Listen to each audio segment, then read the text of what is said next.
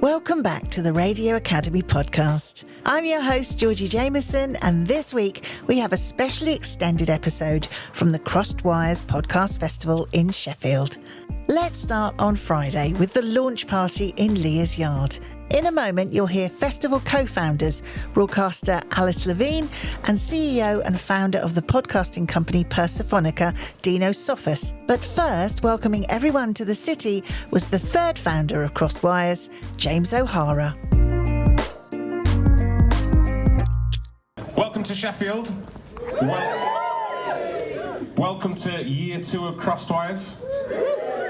Don't cheer after every sentence, otherwise we're going to be a while. Crossed Wires began last year and was a leap of faith for a lot of people. We knew it was, but we knew we wanted to do it in a city that we really cared about, and what's come back from the city has been incredible. And to see the impact it's had this year is beautiful. I think last year we did it in Bethel, the Fringe in Bethel, which felt great. This year we're still in our kind of big iconic venues, the Crucible, the City Hall. But for me personally, taking over Cole Brothers is really important. Now, my mum works in Cole Brothers Cafe for 15 years, and my mum's no longer with us. But seeing that building be transformed this weekend, and already every show's been packed, and having the BBC Sounds team come up and help us transform what is essentially an empty department store into somewhere where people can listen to people talking is amazing. And my mum loved a natter, so I think she would have appreciated it. And I'm now going to pass across to the much more charming Alice Levine. I mean, you basically said that Sheffield is the best city in the world. And for that reason, people have flown in from Frankfurt, the Netherlands, and the USA to be at this festival, which is absolutely incredible because our ambition is for this to not just be a national festival, but to be an international festival. We want this to grow and to grow. We have really sensed the buzz this year. I mean, last year there was a lot of intrigue, and this year there feels like there's a lot of excitement. I don't know if anybody heard in the hallowed 8 a.m. slot on the Today programme this morning, we had our bit with Jarvis, who was doing the shipping forecast for the centenary, and to have that on the Today programme when we might be going through a government reshuffle feels like we are really setting the agenda, so you're welcome. Cutting edge news here. Our lineup is absolutely amazing, even if we do say so ourselves this weekend. Just to name some of the things that are on today that we're so hyped about: Angela Hartnett and Nick Grimshaw doing Dish, Michael Palin, who's very kindly here having a little drink with Greg James. They're about to go on stage at the City Hall. We've got some really brilliant stuff across politics, sport, food, comedy. We've got everything covered. I think the sense this year is that people are wanting to get involved, people are wanting to spread the word for us, whereas last year we were kind of having to say what a podcast festival was, and this year people are saying, when's the next one? So maybe we'll have to do them. But no, it's fine. We'll do it annually. And there's loads of people to thank, like James said, but also all of you, because we couldn't do it unless everybody turned out for it and really got behind it. And as somebody who's not from Sheffield, but is an honorary Sheffielder, it really feels like everybody's wishing as well. So thank you so much. Thank you. Thanks, Alice. The Pulp singer Jarvis Cocker has recorded a special version of the shipping forecast to mark the centenary of its debut on BBC Radio. His reading will be played at a podcast festival in Sheffield, which is hosting a show featuring Radio 4 announcers to celebrate today's anniversary. Viking, north at Sierra, south at Sierra, southeast, veering west or northwest 4 to 6. The shipping forecast is something you absorb unconsciously if you live in the UK. It's a weather guide, but it helps people navigate in other ways than that. For insomniacs, it's a mantra that hopefully helps them drift off to sleep. The singer's full recording of the forecast can be heard this afternoon at the Crossed Wires Festival in Sheffield. People from Barnsley, from Sheffield, from Rotherham, they don't necessarily get those opportunities because the media isn't here unless we bring it here, which is one of the reasons I wanted to start Persephonica and bring it to Sheffield. You can't be what you can't see. And if you don't have Greg wandering around in Sheffield and you don't have a production company like Persephonica producing, I'll brag a bit, but some of the UK's biggest podcasts, and we can employ people in the city in a place that they study and want to stay and work rather than having to go to London or somewhere else, that's really, really crucial to diversifying the industry that we're in. So I just want to say thank you from the bottom of my heart to the BBC, who've really invested a lot in this year's festival, have come up in a big way. They've taken a massive leap of faith in taking over a department store with us. We pitched the idea to them and they probably thought we were a bit mad, but they're here and it's been packed today. On a Friday lunchtime, seeing 400 people watching the shipping forecast, getting really invested. And yeah, they're going to be here all weekend, and that's just so great. And to Audible, who are partnering with us on the City Hall, thank you. And Apple, who put us on the front page of their Apple Podcasts app today. Just like small things like that mean so much to us. We can't do this without you. We want you to come back next year. I also want to say thank you to Oliver, the Mayor of South Yorkshire, who we sat down and had a pint with him a couple of years ago now? In Fergus. In James as well. And we pitched this idea to him and he straight away said, yes, it sounds great. We couldn't have done it without him and South Yorkshire Mayoral Combined Authority and their funding. So thank you. We're at the Crosswires Festival. It's Friday night. This is like the VIP drinks and everything. I don't think my name was on the list, Steph, but I got in on your coattails, basically. Bless you. Well, I've just got really excited because I've seen a python. Yes, there is. Actual python. Actual Michael Palin, who hails from Sheffield, is literally feet away from us.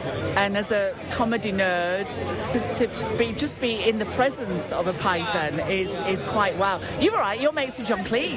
Well, that's true. But I am a bit excited because he's over there and he's in conversation with Greg James in a minute because he's literally the only person in the world who doesn't have a podcast. But I love the story, the fact that there is a photo of Greg and Michael Palin when Greg was like 12 years old or something, signing a book, and I love that. It's just like, it's always been in the stars that they were about to sit together and be interviewed at this festival.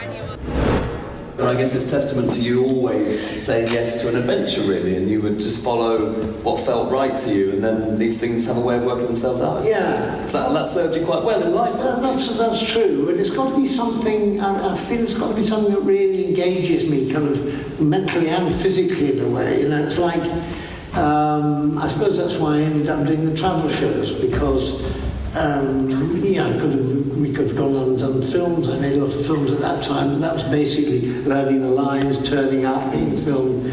Whereas going off around the world, I mean, who gets to do that? But it's what you wanted to do as a child, but you didn't. Yes, yeah, exactly. It came round. But I mean, to me, something which I could really get physically stuck into would be difficult and would be a challenge. Ever since then, I've thought, however difficult things might be, the more difficult they are, the more you should have a go at them. You know, all you have to fear is fear itself, as they say, and all that.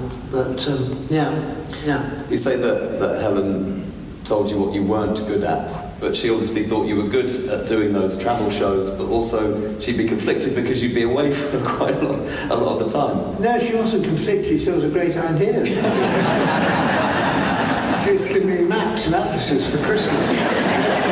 That page 54, Gobi Desert. Have you been there? No, I think you should go there. I don't know what the Gobi Desert's like. Well, we just had a chat with Greg. There'll be lots of clanging of names this weekend. But he said that it was lovely to be able to interview one of his heroes. And that is a great privilege of radio and broadcasting, isn't it? Isn't it? Getting to meet your heroes. So if you're thinking about getting a job in the world of audio, get one, because you can tick a few personal boxes by meeting your heroes. It's a real privilege to be able to work in this industry. You were part of a Radio Academy panel this morning. Tell us a bit more about that, because we did some speed networking and then there was this panel. Yeah. So Ellie is with us now from Persephonica, who is currently just finishing some of the fantastic nibbles. We're letting her chew while we talk. Well, there's always fun. Crosswise Festival last year delivered amazing food. Yes. And yet again this year they have delivered, in fact, wine has arrived as well. This is all good. But we did a session this morning and it was just talking about the future and also what we expect at the festival, which I'll let Ellie pick up here about what the festival is all about. Ellie, we are actually stood right under your office, up some steps there. It says Persephonica. Ellie Clifford, tell us what Crosswise is all about. I just think it's an amazing opportunity to get people together to to really celebrate podcasts, and there are lots of different events I think that happen all over the country, but one thing I really love about this is it's really about connecting the audience with the podcasters as well, and I think you can see from the calibre of people who come to do it that it's really exciting, it's something they want to do. I think a lot of podcasts now, you know, the pathway to live is a really exciting opportunity, and actually to go out and meet the people who are listening to them is just incredible, and to have it take place in Sheffield outside of London I think is an amazing thing, and a credit to Dino, Alice, James, everybody who's involved in organising it, Hannah. You know, it takes so much work. Like James has come on board this year and really helped to give it a rocket boost, and I think you can see that in this courtyard, right? All the amazing people who are here, like the bunting, everything. It's just a really incredible opportunity to really celebrate audio and podcasts and what you can do with them. Tell me about this panel this morning for the Radio Academy. What were you all discussing? It was really talking about how we got into the industry, our tips for doing it, what we think the industry is going to look like, and I always really like doing things like that because I'm only where I am in the industry because people open doors for me, and so I'm really passionate about opening the doors for other people, and I think that's what I love about this industry is that actually it's a really friendly bunch, and if you're sort of brave enough to go and talk to somebody, you know, they're very happy to skills swap. I don't think there's a lot of gatekeeping. People really just love audio and love radio, and often, you know, have some sort of memory of them as a kid thinking about it, and really want to celebrate that. I am here with someone who's come all the way from Cardiff. What's your name, please? Hello, my name is Jessica Nasekura. I'm development producer at Overcoat Media. We're a speech indie focusing on high quality narrative content based in Wales. And you came to our Radio Academy session this morning because you're part of the RAMP 2025 cohort. That's right. So we're graduating towards the end of this month. It's gone so quickly, but it's been fantastic. We've had lots of networking opportunities, like the podcast show. But the most brilliant thing for me has been the mentoring that I've received from Tony Phillips, who has been such a supportive and reflecting presence.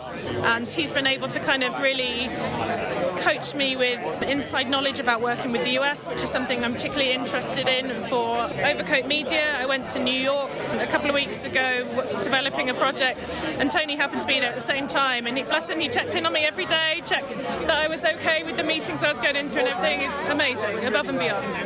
And the session this morning, the speed networking and then the panel, what's one thing you'll take away from watching that today and taking part in that? Well, I met so many amazing people in such a short amount of time, and the ambition of the people just starting and coming into the industry was fantastic to see, and the advice that was given about taking the time and the persistence. You know, I think persistence was the key takeaway for the people that were just coming into the industry, was to kind of keep going, make those connections, find out what you're really interested in, what you're passionate about. But it was a great opportunity for me as well to meet lots of amazing people, freelancers, as well as people like Ellie from Persephonica. It was great to connect.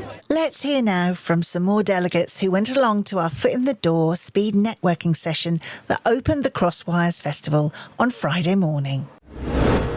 It's been a great day. It's been so varied in terms of the backgrounds of the people, their ages, their experience, what they're interested in, what they want to do, what they're doing at the minute already, and it's exciting and also pretty scary because I'm worried for my job now. Amazing to meet people who are from a wide range of backgrounds doing a wide range of projects, but it's also a reminder of how brilliant from the world of podcasting it is that you can have so many different people along a spectrum, and it's like no other media in the world where you can have people who want to make their first episode and can go out and do that tomorrow, and people who have been doing it for 10 years and it's their living and their profession, and just seeing that scope and that range reminds me how special podcasting is.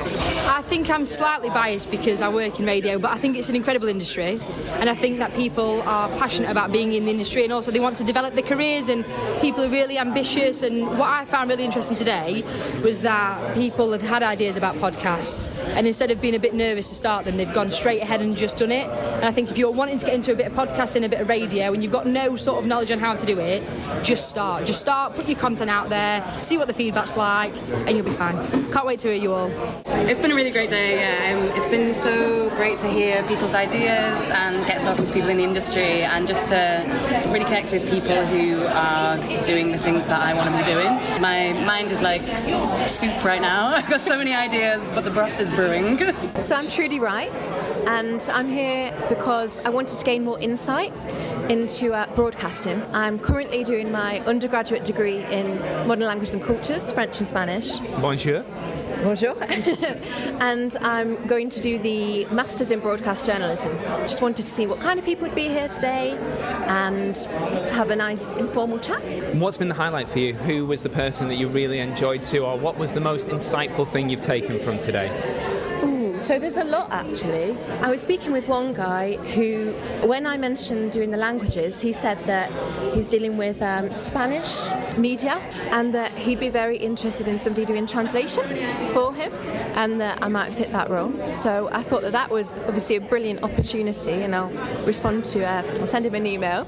I think generally the advice has been really, really good, especially that about saying yes to every opportunity that comes your way. But I think that's the number one thing of today is which opportunity arises, take it.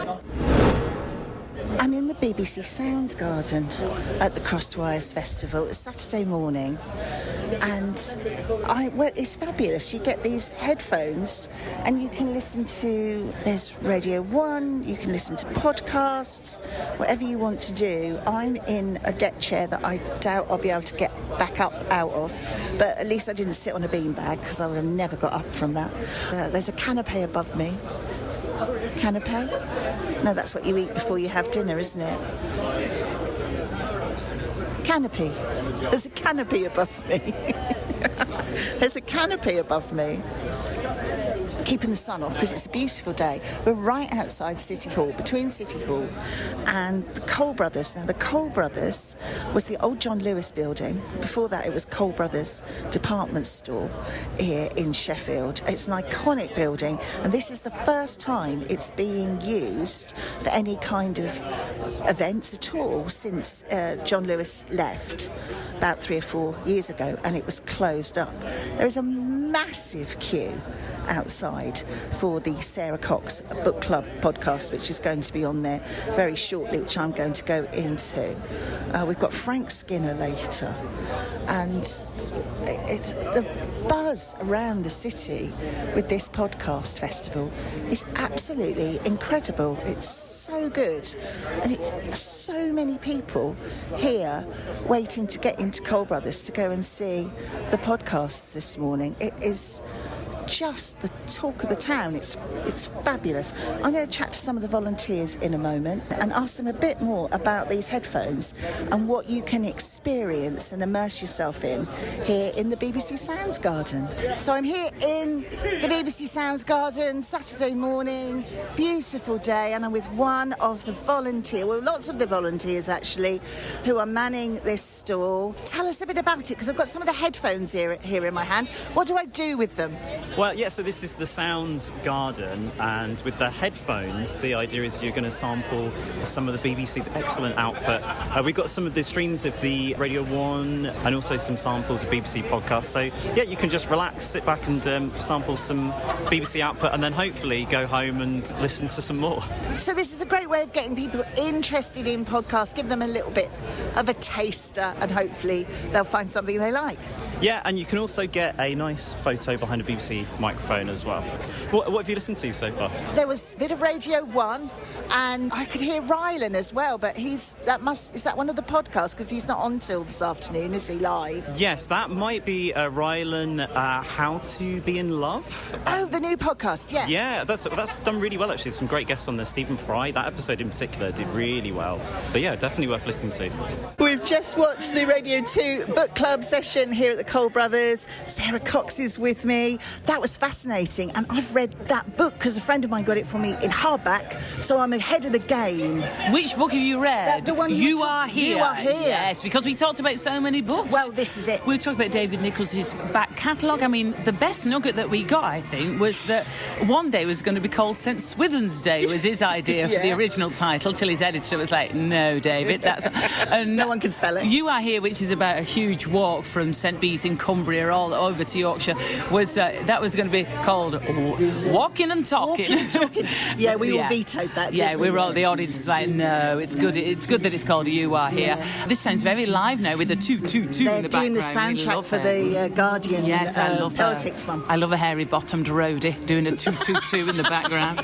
But David was fantastic, wasn't he? He was so good. And what do you think of the book? Do you love it? Loved it. Yes. Absolutely loved it. But I loved One Day. He's so talented, yeah. And hopefully we're going to see You Are Here on the big screen. Yes, you know, he's I think it's going to happen, don't you? I think it would make a great. Be rude not to. Yeah. But it's exciting to be here at Crosswise. Absolutely loving it. I'm going to pop over and go and see Phil Wang and Pierre Novelli at Bud Pod.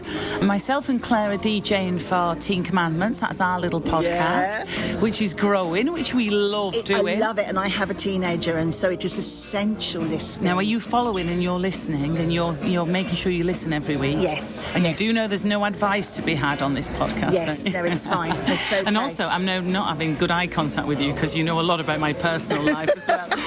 Because it's very real, isn't it? I'm with Paulette Edwards from BBC Radio Sheffield, who has been hosting their stage in Cole Brothers today. We've just had Sara Cox Book Club. We've got politics on the way with The Guardian.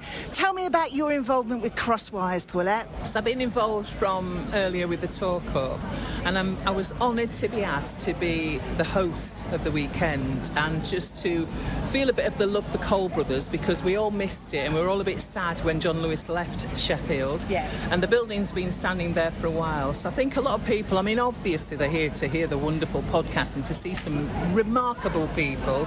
I just feel that more people are realising that you can find your tribe through a podcast. There's a podcast for you with people who listen like you, who you can make contact with. And to be a part of this year, last year it was massive, this year it's even bigger. And I think, you know, the word's getting out, basically. The word is getting out. So I'm honoured to be a part of this. Tell me about podcasts live, though. I mean, we're watching them as theatre events, and some of them are being recorded, like that book club one, and that's going to be the episode. But tell me about that kind of phenomenon of you going to watch a podcast. It still blows some people's minds, doesn't it? Of course it does, because it's kind of a new genre almost. Podcast is relatively new, a few years old, maybe more than that. But to see people who we listen to intimately, they're on our phones, they're in our ears, they're in our cars with us, to see them, first of all, you feel slightly familiar, you feel like you know them. It's not just someone off the telly or someone off the radio who's remote. They've been in your home with a podcast, which is different. The soul of a podcast is so different, I think, to anything else we've experienced before, and the focus on a particular subject as well. This is your tribe. I love it. And so I think this is the icing on the cake, to see people in action, because we all like to see as well, don't we, as hear. So yeah, I think it's a great idea. Yeah, it shouldn't work, but it does. It does. And you've been with BBC Radio Sheffield all for many years now, haven't you? And what is it doing for your city? It's doing great. Well, look at our city. It's throbbing, isn't it? Barker's Pool is throbbing. That's the City Hall. We've had a few events in there. There's been a few events down at the Crucible Theatre, which is not too far from here. I mean, obviously the sunshine's going to bring people out, but I also think just to know that there's something special happening in the city. But there's a real sense of like a park-like atmosphere. You don't have to have a ticket. You can sit with your headphones on. You can be on your laptop, whatever, or you can just sit and absorb it. You know, I think one of the things I think we're so active now, aren't we? You have to be on your phone, you have to sit and just absorb something in that environment is a bit of a treat. Yeah, I think Sheffield's come to life this weekend. For there to be an event that invites you into the city, and on Radio Sheffield we've all been talking about what's coming up, mentioning the Fringe Festival, which is free. There are evenings as well, you can come along to have a bit of a DJ set, that's free. Some of the events obviously in the Crosswires in Crosswires is to be paid for, but some of it's free, and that's nice. So it means whatever circumstances you have, you can come along. We've got parenting ones as well, so you can bring your children. It's for everyone, isn't it? It's for everyone. There's definitely going to be something here that you will enjoy. It's been a joy, joy. On Saturday afternoon, I went down to Leah's Yard, where there was a festival stage for local podcasts called Loose Lips. There I met Lizzie and Joe from the Sheffield podcast Fully Booked, who were hosting the stage, and I asked them what Loose Lips was all about. Well, Loose Lips is a phrase they decided to use for part of the branding for the main Crosswires Festival. But when they were coming up with a name for this stage, they just thought, why don't we just call it Loose Lips? Yeah. And I think when we were talking to Dino the other day, who organises the main event, he was like, I think that might be the best named fringe stage at anything he's ever been to. Yeah. So it's been really good. Yeah, we're just hosting today on Saturday. Yeah, and mainly the Loose Lips stage is mostly championing local podcasts. So people who might not get the chance to have a show at one of the main stages, they can come here, experience what it's like recording a live podcast. And, you know, people are coming in and out all day, and they're being able to learn about these new podcasts that they might never have heard of before. And we feel very lucky to be able to be part of championing such amazing local podcasts. We did our set this morning at 10 o'clock where we did like a normal fully booked podcast episode, and we had our dog on stage with us, and we just spoke about recommendations on places to go if you're just coming to Sheffield for the day. We gave some brunch recommendations if you've come to the city early and you want to grab a quick bite to eat. We did some unique drinks places, dinner spots, like a quick, a grab and go dinner spot and a sit down dinner spot. Yeah. You did an entire pub crawl. I did a pub crawl to get you back from City Hall to the station. Yeah, that's devotion. Yeah, and what else did we do? We did some hidden gems, places that are like off the beaten track that you don't really, that you wouldn't really know about unless you knew about them. So yeah, that was really nice as well. Next, I caught the recordings of 2 episodes of the Frank Skinner podcast. One person found this helpful.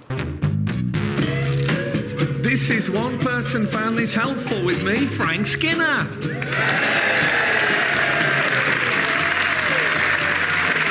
Hello, yes, welcome to One Person Found This Helpful, the show where we look at online reviews, all genuine. Frank, I loved the show this afternoon. What's your best review you've ever been given? Well, I was once described as a modern-day Theseus walking through the labyrinth to take on the half-man, half-bullshit Minotaur of mainstream comedy. I think that was my best Did ever. David Baddiel say that? No, he disagreed violently. We're back in Leah's Yard, and I'm with Hannah. Tell me your job title, how you're involved with Crosswires. I am the festival director. The voice is going, so I've been working very hard all weekend, putting this together. Tell me about what your role involves then. Festival director, what have you been doing up to and including this weekend? So I think the big thing we always look at is the venue, the iconic venues we use in Sheffield. So we've got City Hall, Crucible, but also we always want to create an element that is just a little bit different and more inclusive. So this year we took on the old Coles Brothers building, and it was kind of converting that space into a podcast venue and kind of a social space for people to meet. Very much about the public, the audience facing. So setting up that and also giving the opportunity not only for those paid events within those iconic venues, but creating a fringe. And this year we're really lucky to have the BBC come on board. They're curating the fringe, which has been brilliant. So it's kind of piecing those bits together to make it work and to make sure there's a variety of podcasts on that kind of everyone wants to go to and make sure everyone feels like they're invited to as well. So I think that fringe element. But also we took on a new space this year, Leah's Yard, where we did it was always my idea to create a bit of a soapbox idea, but curated through podcasting and storytelling. It doesn't even necessarily have to be the podcast, it's almost the beginnings of it. It's basically, again, just piecing all of that together over the year and how it works. And it's been wonderful working with everyone, so working closely with Sheffield City Council, Urban Splash, who now have taken over the building, and Simca to kind of make this work. It's something that it's a passion project, not only for Crossed Wires, but for the whole city. And the branding's really striking. I just went out the other side of Leah's yard and just took a picture because I feel like everywhere I turn, every corner I turn, there's some Crossed Wires posters. It feels like it's the talk of the city. Yeah, a wonderful, wonderful designer, Nick. We work so closely together. Again, it comes from a place of passion. It's not kind of just bringing someone in and saying, this is what we want. He took on our idea, well, Alice, James and Dino's idea, and created something that suited a new event. No one's done this kind of audience-facing podcast festival before, and we wanted to make it fun. And I think Nick just took that and made it incredible, and then we blasted that across the city, and it looks phenomenal. Like, I'm so proud of all his work. I will let you rest your voice, Hannah, because we've got a whole other day tonight and tomorrow to go. Sunday morning, Crossed Wires, and I am with one of the volunteers. What's your name? Where are you from? I'm Meg, and I'm from the University of Sheffield. And what course are you doing there? So I'm doing my Masters in Broadcast Journalism at the minute. And what made you want to volunteer for Crossed Wires? So we actually all got sent out an email that Crossed Wires sent us, basically asking if any of us wanted to volunteer. So me and a lot of my course mates all signed up as well. Yeah. And I think it's really good that we've all got the experience in podcasting, like from the course. So to be able to see and experience like it in real life is really cool. We've got loads of podcast guests that we're able to meet and just like interact with members of the public, able to help them and just get some more experience in the field. And what have you been doing on the info point? What kind of stuff have you been having to do this weekend? Yeah, so I've been mainly on the info and merch point, and we've been selling some merch for the festival. And yeah, just any questions that the public have, we're able to answer them. So we all kind of got trained up and stuff like that, so we're able to give the right information about all of the different events we've got going on. What kind of merch have you got going on? So we've got some tote bags and some t-shirts in black and white. I'm actually wearing one right now. Modelling one beautifully. Yes, yeah, and yeah, we've sold quite a few, so it's good. Everyone's really excited. Where did you come from to come to university here at Sheffield, and what made you want to come to the University of Sheffield? I came from Leicestershire and I did my undergrad at Nottingham, but I came to Sheffield mainly because I've got family here and I just really like the city as well. I think, yeah, there's a lot of opportunities and I think the course is really good as well, and the opportunities are really good in Sheffield as well. Like this? Like this, yeah. And what's the next step for you, Meg, once you've graduated? Oh, sorry, I've just asked you. She just clutched her head and went, no, ask me that. I don't know. For me, I think I've gained such good experience from this festival, and I think just kind of getting these little experiences in different industries is really good, and then I can just all figure it out from there. I definitely want to go into broadcasting and radio and stuff like that, so yeah, it's been good to speak to people and have good connections and conversations about it. After chatting to Meg, I went to chill out with the Radio 3 Unwind Your Mind session. There I met mindfulness teacher and Radio 3 Unwind presenter Niall Breslin and BBC Science presenter Caroline Steele for an immersive experience that harnessed the power of music and mindfulness.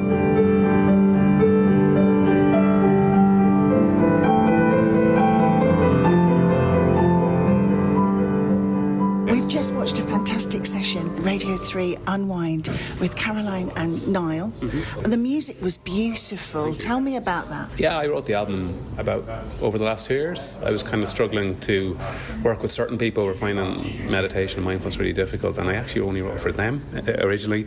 And then I put the album together. I'm going to release it in October, I think. And I find it probably the best vehicle to help people be present in the absolute chaos of the modern world. It really is chaotic. So I've studied mindfulness for 12 years. I've been a musician for 30 years, so I thought, why not put the two of them together? I think it was perfect for what we all needed on a Sunday morning. Good, well, I'm delighted to come here. There's a few people asleep in the back there. It's funny because then you're thinking like Sunday morning everyone's going to be either hanging or like, it's too early. And no, it was lovely. It was exactly what you want. It's just, I think the other thing with mindfulness is it's got a not, I wouldn't say a bad name, it's got a diluted name. People don't know what it is.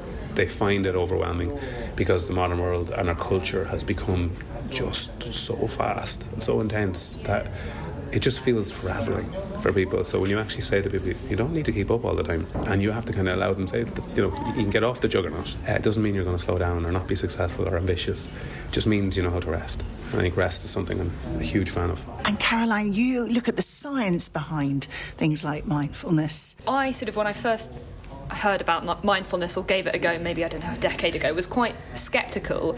And to be honest, the research into mindfulness, a kind of concrete scientific evidence, is more recent, but there is a lot there. It's been shown that mindfulness can lower your levels of the stress hormone cortisol, it can improve people's sleep, it can improve people's mood, and it's been studied in quite an intense scientific way. People have been put in MRI scanners before and after practicing mindfulness. So yeah, the research really is there. If you can be patient and stick with it, you can see a whole host of benefits that don't involve taking a pill, which I think is pretty powerful. Yeah. I'm doing a podcast about a podcast festival, so this is very audio based, and obviously this is what you were talking about today, the sounds, audio, to help us relax. What would be your biggest kind of tip for everyone to use audio, particularly if you work in the audio industry and you want to try and de-stress? Well, it's the intimacy of audio will never be created. Like, the thing about audio is it allows you to create your own visualization. It allows you, we all got mad heads and we got our own ways of looking at things and viewing things. And when you actually present a mood for somebody through audio, then they can do with that mood what they wish. And if that's visualizing or finding some peace, it's really, really important. Even through COVID, my two best friends were radio presenters. That's all I listened to was radio, because I felt like I was in a room with them. And I was kind of lonely in COVID because I was at home, a cocoon of my parents, who were a wonderful relationship, but I needed to be around friends. So I'd listen to them for 3 hours every morning, like I was in the room with them. And I'd even text them when they were on the show, like they were my mates. And that was actually hugely comforting. And I think audio found its real feet in COVID. I think it was the saviour, because people couldn't make television as much, but we could all make audio. So I think anyone who's in audio is has a real, almost a duty of care to provide solace and comfort for people in a crazy world. What I love about audio is how fast it is. I've worked on TV and it's slow. We've got to do that shot again. We've got to set up that shot. It takes 12 hours. I'm like, no, I don't do that anymore. I love the speed of audio. I love that you can jump on something straight away. You go, I want to talk about this now, today. I don't have to wait 14 years for commissioning to do this. That's an exciting, dynamic industry, and I think now more and more you're seeing phenomenal people in the industry coming to the industry. The best pitches are on radio. That's what they say, isn't it, Caroline? Yeah, 100%. I think you can do so much more with audio than you would think. Like, you can really paint a picture, you can really bring something to life. Part of the reason why we love podcasts so much is it is like having a friend in your ear, right? There is a level of intimacy that you don't quite get with TV. And I think the fact that you can sort of go about almost every aspect of your life while listening to something, you can be cleaning, you can be cooking, you can be commuting. So it's sort of more accessible in a way than television is. And I think, that's part of why it's so powerful. Lastly, I met up with festival founders Alice Levine and Dino Sofos, and we took a stroll through Sheffield, past some of the iconic venues that had been used for Crosswires that weekend. And they told me about how the festival has grown and what they learned since last year. We're at Leah's Yard. I'm with Dino and Alice. We are going to walk down to the Crucible. Yeah, so we're stood at the moment in Leah's Yard where our pop-up stage is, which is our kind of chalkboard of many voices. People can sign up and do a show. So we've got everything at Crosswires, from these little, fledgling shows with lovely communities of their own to these absolute blockbusters that we've got on at City Hall and at the Crucible, and also all of our free shows that we're going to walk past just now over at Coles, which is our free fringe venue. Yeah, because last year we obviously had lots of big names, and some of the feedback that we had was from local podcasters in South Yorkshire who really wanted a platform. And so we, as Alice says, we sort of put our heads together and we thought, how can we do that? Because obviously, if you're a new podcaster, you can't sell tickets at the Crucible or the City Hall. It just doesn't work. Yeah. So we found a way to put on a free stage at Leah's, which is also where I have my Persephonica office as well. So it ties in nicely. And the bookshop's there as well. So if there have been authors, they've been doing signings there. So that ties in as well, doesn't it? Yeah. We had Sara Cox and Dave Nichols doing Radio 2 Book Club at the Fringe, and then Dave Nichols came across and there was a queue going down the street for him. Yeah. So Alex, who runs the bookshop, was very pleased. And actually, it's amazing how many authors are here. We've got Gabriel Gatehouse, we had Adam Fleming, there's loads of people who've got books, so it's just really Michael lovely. Palin books were there as well, Yes. Greg's books. Well, actually, at the launch party, Michael Palin beelined straight for the bookshop, and he spent about half an hour in there talking to Alex. So we are outside Cole Brothers now with Alice and Dino. There's been lots of people just want to go and have a nose because it's such an iconic old department store in Sheffield. Yes, so it used to be John Lewis. A lot of people who live in the area will remember it as that. Will have got their school shoes there or their wedding suits. All have been dragged in there by their mum or dad on a Saturday afternoon. We all know the feeling. But I think there's a lot of affection for it, and also there's been a lot of sort of desire to see its doors open again. And so, yeah, you're absolutely right. People have been really intrigued. And everybody who knows it has just said it's so nice to see it sparkling again. Yeah. And sparkling is the word I would use mainly because Dino and I washed the windows on Thursday night as we were getting ready for everything. So microcloths were out. It feels really buzzy. So it's kind of all day long into the night. The venue's full. We've had after parties there, DJ sets, and then all the shows that are in there are completely free, and it's been a really jam-packed schedule. I can't think of a festival in the early years that's offering this many free shows, and we obviously have to thank BBC Sounds for partnering with us on that. So we've got Paulette Edwards from Radio Sheffield, who's been the compere for the whole weekend. Incredible. So She's incredible. brilliant. Yeah, I caught a word with her. She's great. She's fantastic. Anyway, I bumped into her this morning because she's seen so much. And she said, Dino, Sheffield is shaking. She said, it's been such a buzz. The square, as Alice says, in between Cole Brothers and the City Hall, which is our main venue, just having this little zone where people are congregating. Yesterday they were drinking in the sunshine, they're having a posh kebab or an ice cream. We've got a Guinness bar. It's been brilliant. Everyone was just gathering and just dipping in and out of shows, and it felt really inclusive. There was something for everyone, whether it's a kids and family show, whether it's Unwind Your Mind, doing kind of meditation I've just and piano been at this that. morning. I'm so chilled. But yesterday we went from Greg and Michael Palin doing a kind of Radio 4 archive show at sort of midday. Fast forward midnight, and it was Nathan Shepherd from Six Music was doing an indie disco, and we had queues round the block, queues down the bar, and it was going off in there last night. I can't tell you the feeling of watching the doors of the City Hall open after Help I Sexted My Boss had ended, and there was this flow of people, 2,200 people in there, that flowed through the square directly into the doors of our Fringe venue, and I was genuinely overwhelmed. I sort of stood back. I was like, I don't think they're going to stop. You're not going to get 2,000 people in there. We just suddenly had James, who runs the festival with us, was going, tell security to hold the doors. So we just had to... Guys, man the bars, man the bars. And we had 3 bar staff on last night, bless them. But it was great. So yeah, we are outside City Hall now. That, like you say, was the venue for Help I Sexed My Boss. That went off, didn't it? It went off. So they are now, they're rock stars, okay? Yeah. You don't understand, they're rock stars. People in town, Dino described as Beatlemania. Like, people were like fainting in front of them. And there was a proposal at the show. Yeah. Incredible. And they were down in the audience from the get-go. They'd been building for weeks this idea that they would be in Sheffield. There was this sort of in-joke that they were running about William. And so they'd really hyped it, you know. This wasn't a kind of, we're nipping in because it's on our tour route. This is the only show they're doing this year. And they were so enthusiastic about it. And obviously I know Jordan from Radio 1 days. It's just so brilliant that people want to come and do this. They could basically do any venue anywhere. You know, they're as big as it gets. And so to have them here was a real treat. We've just been past the BBC Sounds garden. I spent quite a lot of time there yesterday, chilling in the sun and talking to the volunteers. That's a lovely area as well, isn't it, Dino? It's great, and it's so striking because we've got these big orange BBC Sounds shipping containers and deck chairs, and you can't miss it. If you're walking from any direction in town, you just see these big orange boxes. We should talk about the volunteers. Oh, yeah. They've been phenomenal all weekend, and they've been helping me, the students too, manning your merch stand. Well, that's it. Most of the volunteers are students of one shape or form from the university or colleges in South Yorkshire. I think that's one of the reasons that we wanted to do it in Sheffield, because people like that who are studying here or living here don't often get to kind of hang out with Greg James or Charlie Hedges or Michael Palin. That's what they were saying, that the opportunities. So that's the whole point, really, is we're creating the opportunity for people to get an entry point into the media, because they start here and then they can put that on their CV.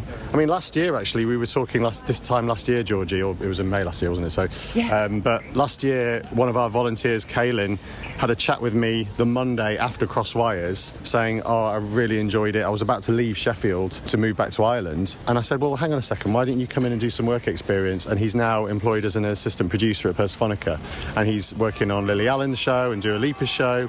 So we've been able to give people real job opportunities out of last year's festival.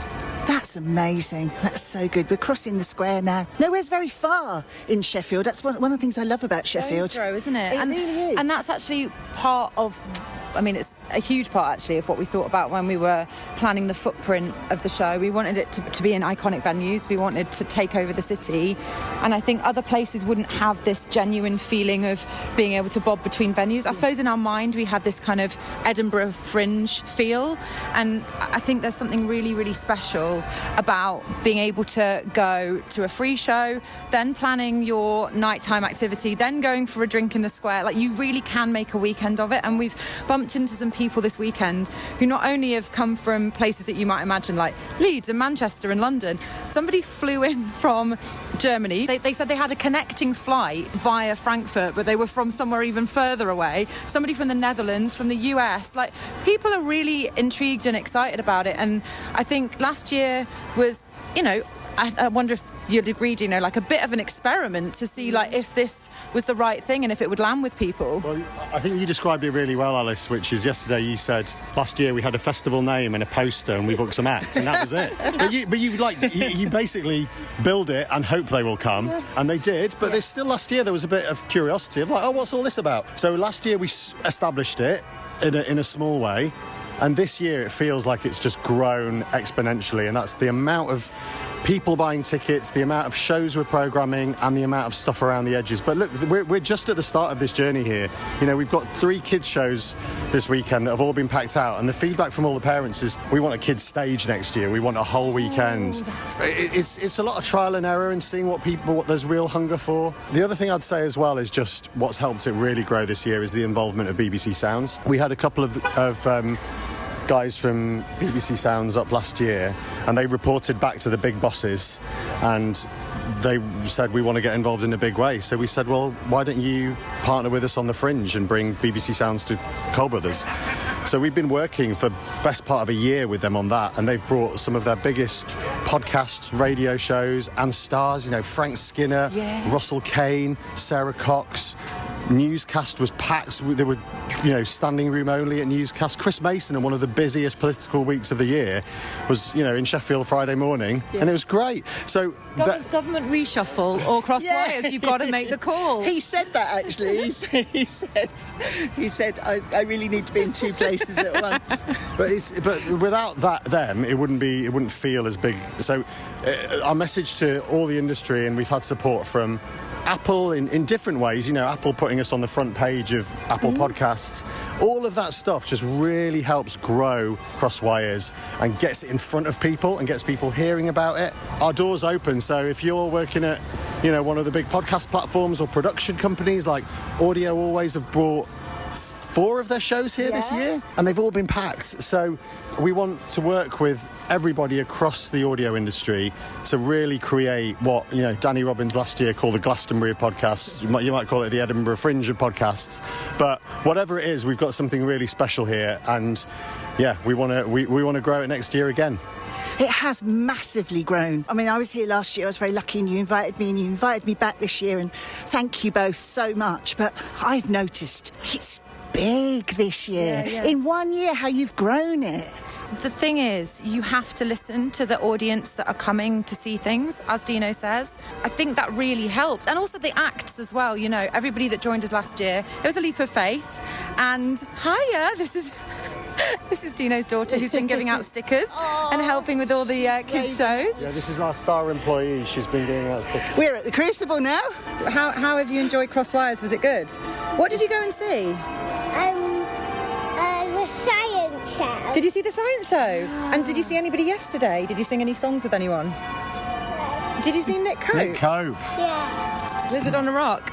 Yeah, it just feels like you can come as a family. We've had people come as their kind of little long weekend, and I think that's why it's grown, because we've listened to people, and so we've used that as a bit of market research, and we've kind of added the things that maybe we were missing last year, and we've already started booking next year, so it's going to be even bigger.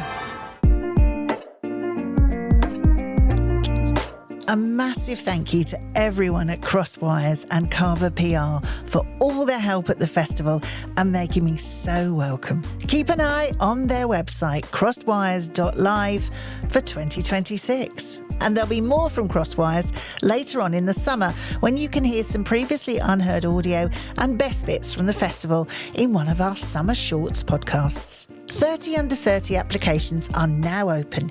If you want to nominate someone or yourself, head to radioacademy.org and you'll see details on our front page.